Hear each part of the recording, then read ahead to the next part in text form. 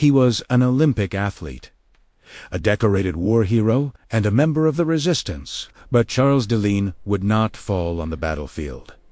He would fall at home. Charles de Ligne represented Belgium in speed skating at the 1936 Winter Olympics. Calm, disciplined, and fiercely competitive, he carried the pride of his nation onto the ice. Yet sport was only part of his legacy. During World War I, de Ligne served as a decorated officer. When World War II engulfed Europe, he again stepped forward, this time working with the Belgian underground resistance against Nazi occupation.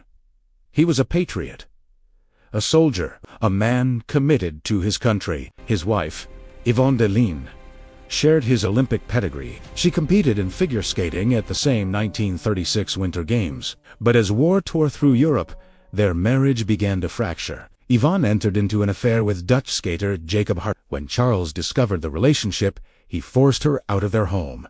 Humiliated and enraged, Yvonne sought revenge. In a calculated move, she persuaded another man that her husband was secretly collaborating with the Nazis. She convinced him that eliminating Charles would be an act of patriotism.